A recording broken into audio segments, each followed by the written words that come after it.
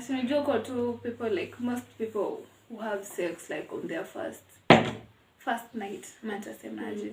Yeah, so tumefika huko tumekunywa. Sex on first sight. Oh, sex on first sight. On the first night. That's what I meant. Okay, so me there's okay, huko watu katiana like mtu unaweza katia anybody. Bora hata madem, I think madem who end up so such friends. Imagine hiyo ni 3. Mimi nilitolewa nje nikaambiwa nijipange kwenye naenda. Hiyo time hata I think sikuwa na fare. Wow. Sikuwa na fare, nimevaa nguo fupi. Nimevaa heels, nitatembea aje hata nikiamua kwenda kutumia do kidogo yenye niko nayo niende nipande mat. Singefika. Probably watu wangeshangaa na probably something bad will maybe hata ninge. Hello kings and queens, how are you doing today? Welcome to our beautiful video of today. And today I am joined by my sister here, or actually not joining, this video is our video. So this is my sister, she will introduce herself, and today we're getting close and intimate with you guys. We're going to talk about our personal lives. There are things that we as African kids don't address, and we feel like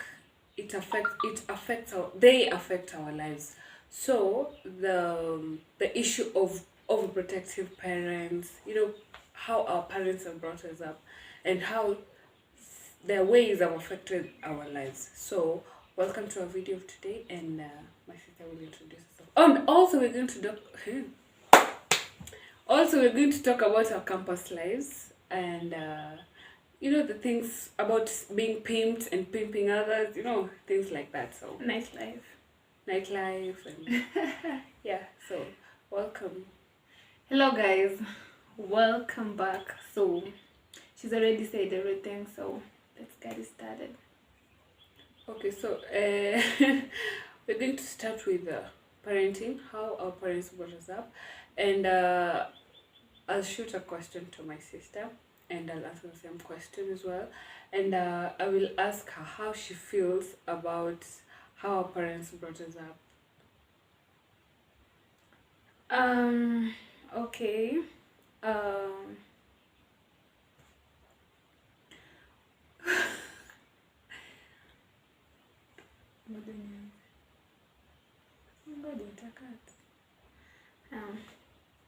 Okay.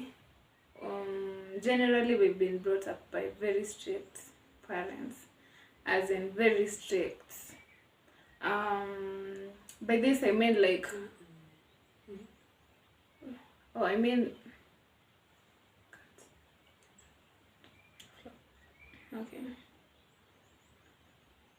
We were brought up by very strict parents, and by this I mean we were not allowed to like interact with other people or share anything with people outside our gates, if you get that.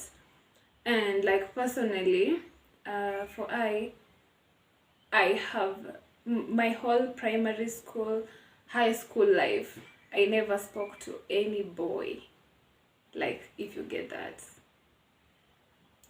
After Form 4, the same thing, like I never talked to any mvulana, totally. I didn't speak to anyone.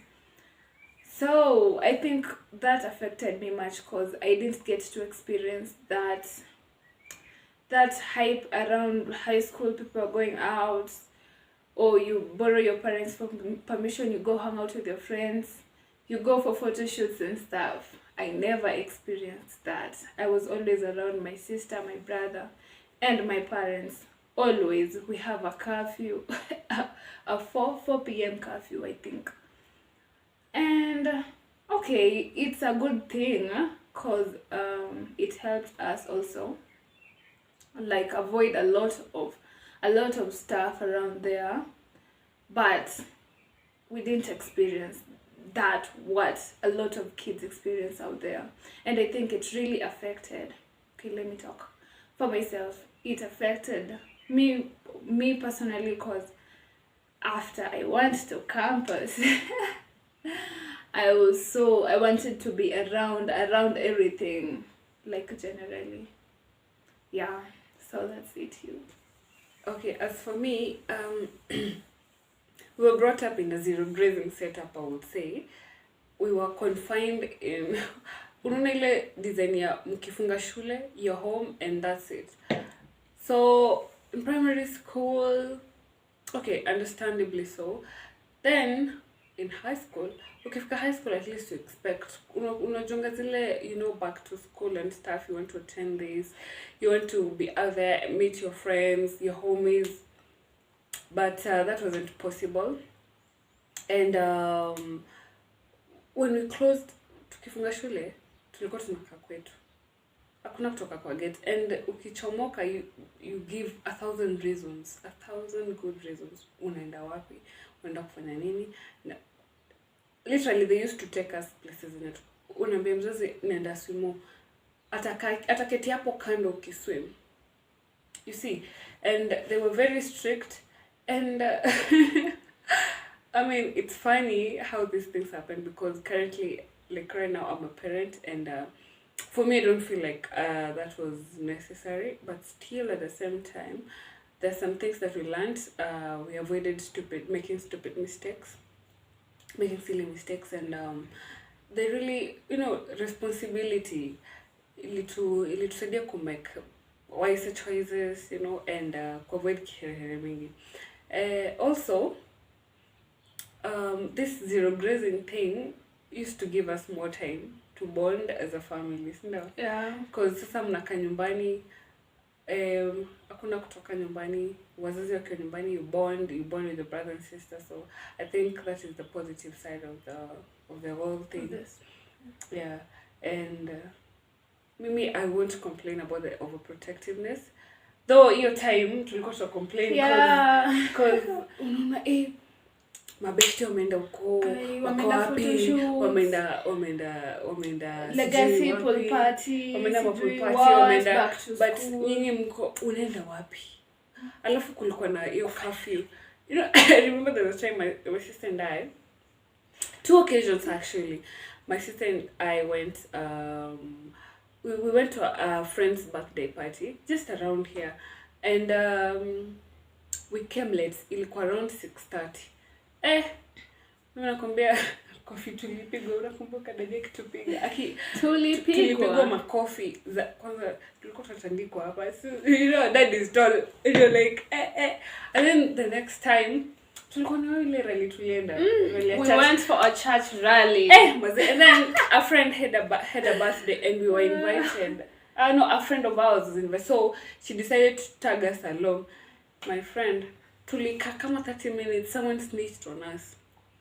So vile nilirudi home, when we came back home, my sister wasn't affected that much, but my dad took my laptop, my phone, akachoma sim card yangu nikiona. Thank God sikuchapwa, but that was enough torture, honestly. Okay, like the same thing. Like, you know, people don't understand when you tell them, like, you have over strict parents. Mm-hmm. Like, for our parents, we are not allowed to keep long nails. Yeah, and actually, we didn't have mobile phones until high school. But the good thing is, I see people hustling out here. As in, after high school, unajibaya phone. But as we thank God, because ukimaliza shule, unabaiwa simu nzuri. But hapa katikati mzee, unafanya nini simu? What are you doing? So we used to hide phones. We used to hide mobile phones. Piercings. Alafu piercings, but mimi nilipierce nikiwa primary school. Me was a bit, you know, in campus. But akakaliza kwa masikio. Campus. So, and then after, okay, like nikiwa high school, at least nilikuwa mbali kidogo. But still, ukipandishwa gari, na by driver inachukuliwa, ukitoka Nakuru when you're coming back home, na by driver inachukuliwa bado, the car plate. So, as in, they're very protective and very strict. So, kuna vitu zingine, actually, sisi hatukuwa tunakubaliwa kuvaa longi. Imagine. Mpaka Longi. Paka tukafika a certain age, I think they decided mimi nakumbuka kuna siku nili. Okay, you guys, there's a time I was coming from Nakuru. Mimi nilisoma Njoro Girls. So oh my god, there's a time I was coming from Nakuru. So nikapitia kwa auntie yetu Nakuru. So nikitoka huko, see I had a sleepover huko, so kwa mkasubuhi mzee nikasema sasa watu wameshaenda home, mimi naenda wapi na uniform? Actually nikaa for like 2-3 days. Nikasema naenda wapi na uniform. So nikavaa longi. Nikadunga tu. Mzee nikafika home. Wow. You see, you expecting wazazi kukaribisha vizuri, you know, they're like, oh, welcome home, my daughter is back. I was told after dinner niliona babangu tu ametoka nje. He went and akatengeneza kiboko. Tuna cypress mingi huku kwetu. So he came back and it was like hell broke loose on me. Nilitandikwa. Imagine for wearing a trouser. I was whooped juu ya kuvaa longi. So but ilifika a certain point, I think my mom akaona. Actually my dad is the one who decided no, watch out to avae vile nataka. So yeah, wakakubali. And before that mango zangu mingi zilichomwa. Heels zangu zenye nilikuwa nanunua kutoka shule zilikuwa zinatupwa kwa choo. And you know they were not like stiletto heels. Wedge heels, like they're small like this. Those concons we were never allowed to wear them. Za Malaya. Hiyo time mother alikuwa anaziita viatu za Malaya, so it wasn't easy. Yeah. And then talking with boys, like that was prohibited. Hakuna ati beshte. In fact to like beshte generally, like me, okay. Ata madam, like yeah, you were allowed to talk to specific people. Mimi personally kila jail tu. Okay, actually, primary sikuwa na tuseme best friend. But high school the same thing, cause ukikuja nyumbani you don't get to talk. We were allowed to talk to specific people when walikuwa allowed to jail. Only like only two people from one family, so that was way too different, and we were not even allowed to go to their home. We were like walikuwa naona sijui tutaenda wapi, I don't know, tutapotelea kwa njia, you know, the vultures are around, they pounce on our kids. I don't know how and what they were thinking, but still we see the positive side of it because it has helped us be the kind of people we are right now. Yeah. And going to campus, I had my own issues, and I'll address the issues in a different video, like the transitioning to whatever you are now. Yeah. So but hiyo life ya campus sasa vile nilifika campus mimi freedom. Nyumbani umekaziwa imagine ngombe imefanywa zero grazing for 18 years alafu imeachiliwa tu mature wolves. See, I'm out there. Hakuna mzazi ananiangalia, but bado still we were not allowed to be responsible because we mpaka saizi hata nikiwa kama hivi I talk to my parents every day. Twice a day. And they call, and if not twice, at least once a day.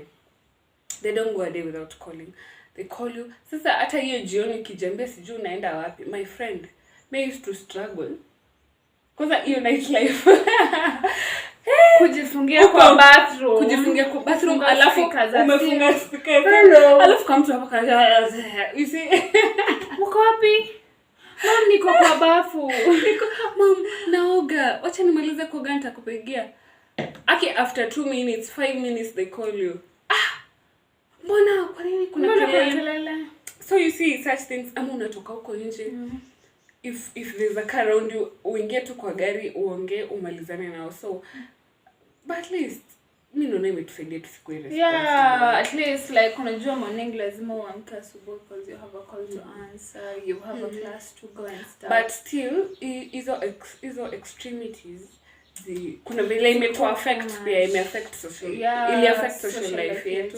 At least now tumekuwa huko nje, but we can't make up for the time that we lost, but still at least saizi but me, I wouldn't bring my kids up that way because they need to be around people, they need to live their own lives as well, because I think that is a way of making a child become responsible. So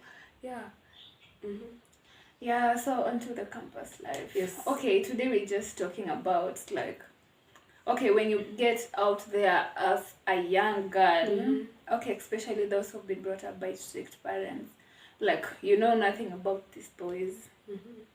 You don't know what they want. And for you just for me, okay, I wanted to be around people, I wanted to be around drinks, I wanted to wear good clothes, carry handbags, and wear good heels while going out.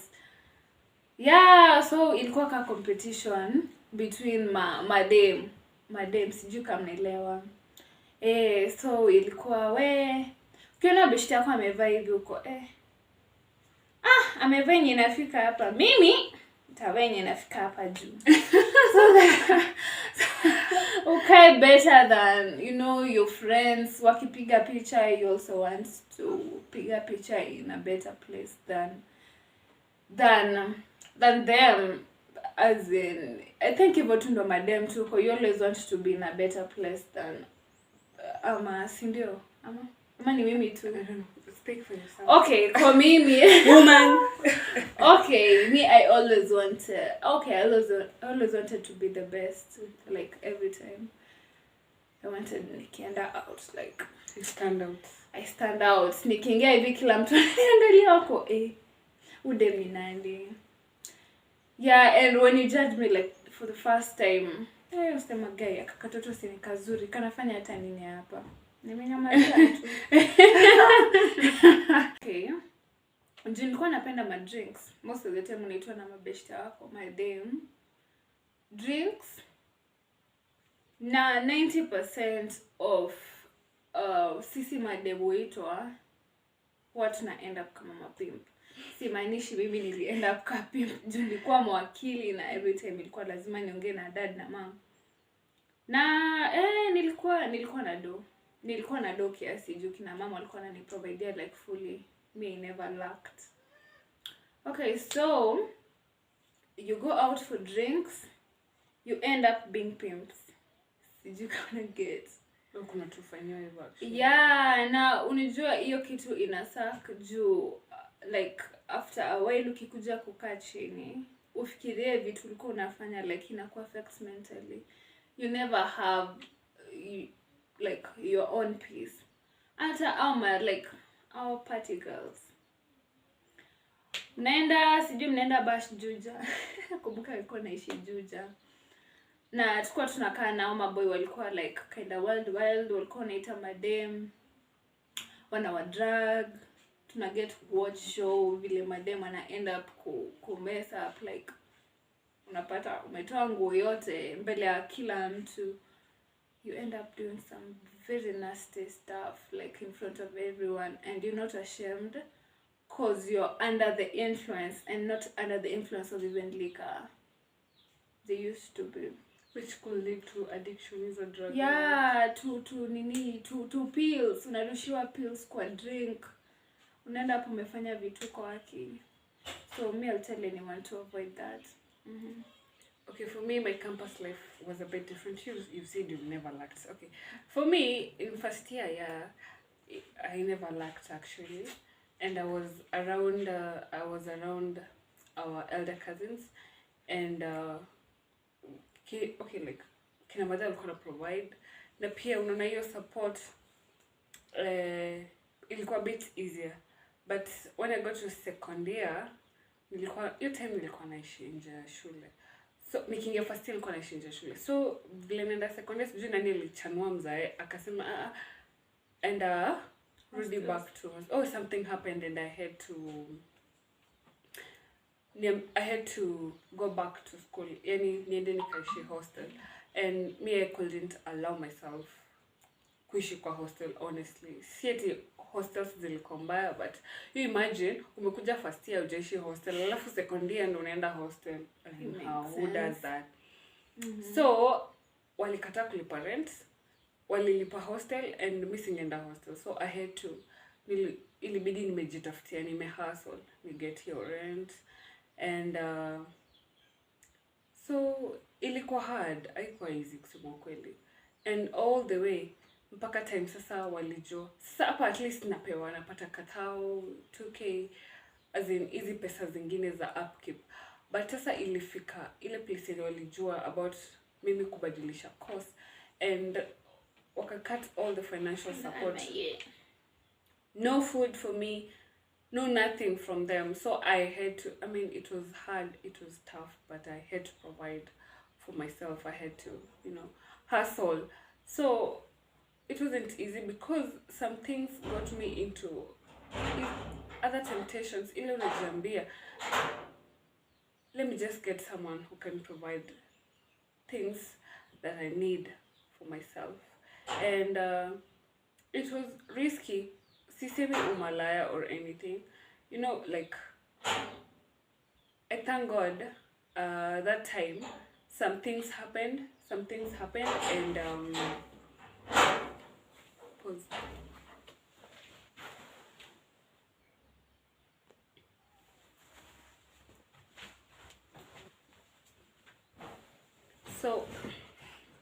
So at some point it was hard for me to fend for myself, and some things happened that made my life a bit smooth, and it's all thanks to the Almighty. Honestly, that was God. Wewe ni Mungu alitumana tu kusema kweli, because life ilikuwa imenitwanga. I was going through a lot. I'm not speaking to my parents, and they're mad at me. They can't send me money. I have to get my own food, clothes, and rent, because I used to pay rent. But I will say, considering how they brought us up, I was able to stay in the right lane. I was able to take care of myself, because in campus there's so many crazy things, because people get into prostitution, drug addiction. Some end up dying because you meet the wrong people, and you end up getting yourself into some nasty ditches. Especially these pimps. Yeah, especially if you're pimped. And I'm telling you, be careful, ladies, be careful, because these friends, they call you, mtu anakwambia, see, we go here, and in their minds, them, they're pimping you. Wewe ujui, wewe umedunga, because anakwambia amezoea kupimpiwa. Amezoea kupimpiwa. So you don't know this shit. Na unaenda, you get the wrong people, and you might end up losing yourself, or the world might end up losing you. Okay, kuna time tulikuwa tumeitwa kidogo Chepkor. Sawa? Okay, like this time tumeitwa bash. Tumeitwa bash Kileleshwa. Yeah, ilikuwa Kileleshwa kwa one of our friends. So tumefika huko, kulikuwa like na madem, ilikuwa Airbnb, kulikuwa na madem, maboy, like people were all over. So okay, mimi sikujua mbona tulikuwa tumeenda bash. Okay, like tulikuwa tumeenda kujibamba. Okay, kufika huko, sinajua huko tu people, like most people who have sex like on their first night, matasemaje. Yeah, so tumefika huko, tumekunywa sex on first sight. Oh, sex on first sight. On the first night. That's what I meant. Okay, so there's okay, huko watu katiana, like mtu unaweza katia anybody. Bora hata madem, I think madem who end up kulala na machali juu wanataka place ya kulala. Mimi naweza prefer kulala kwa floor juu. Nimeenda bash mingi. Okay, nimeenda kulala kwa floor juu mimi sipendi kuharasiwa, ama sipendi ku end up na mtu mwenye mimi mwenyewe sitaki mentality anisumbua. So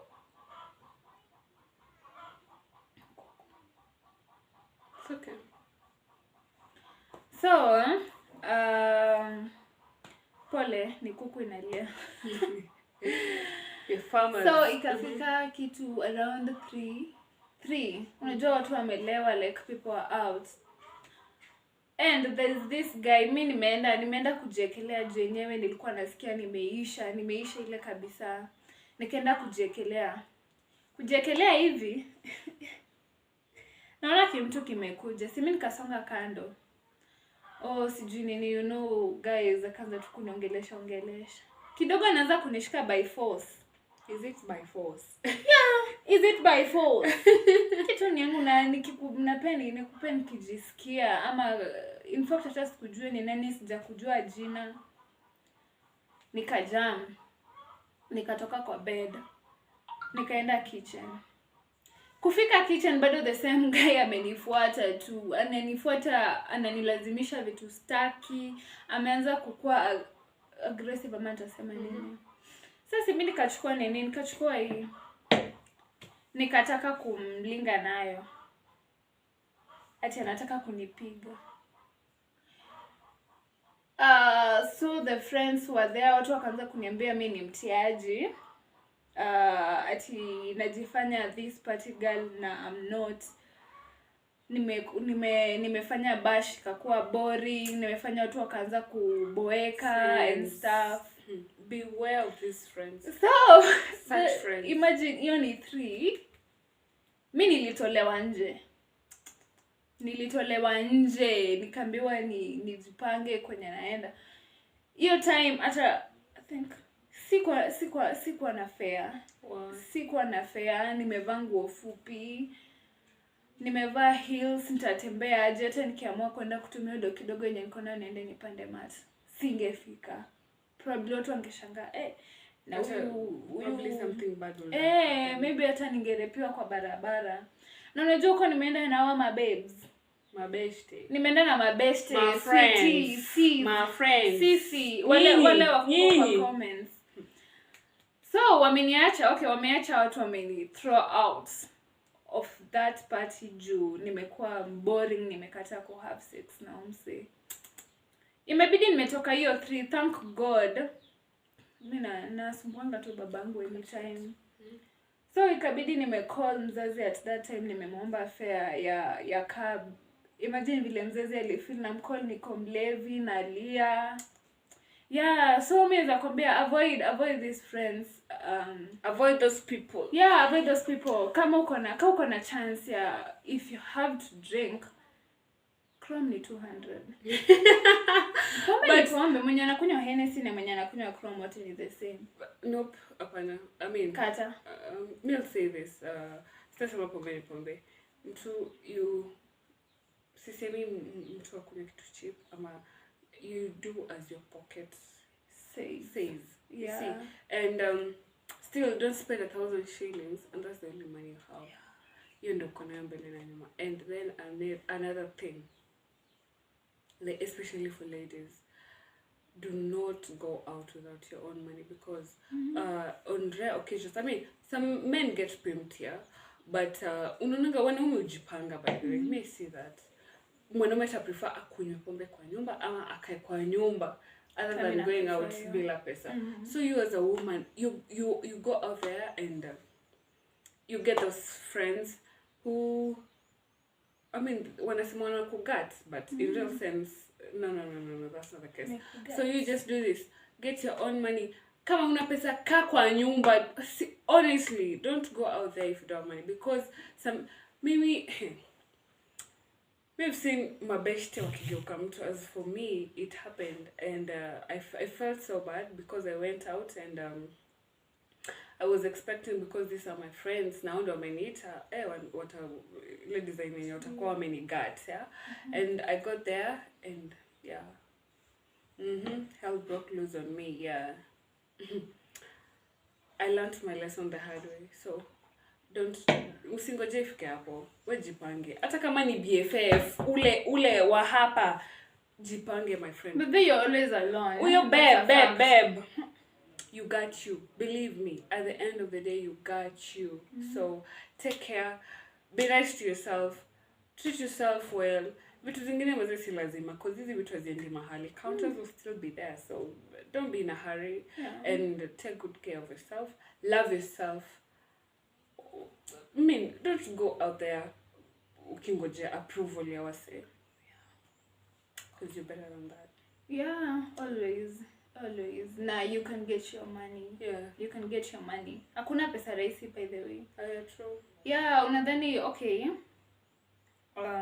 Most of us girls, okay, you won't say me, but I'll speak for us as girls. So to then like pesa ya mwanaume ni tamu, pesa ya mwanaume ni easy money, utahave ku. But very costly. Watu wanatreat kuma UTI, STD, imagine HIV. You see, you just imagine. See, I'm not saying that's what happens. Depends with your test. Sawa, wewe ndio hiyo pesa. But maybe there's kuna Morio tu ametulia, hana mambo mingi, amekupenda, yani yake leo si anakupatia the best. And wewe una assume Morio Johanna do unaenda kwa Big Fish.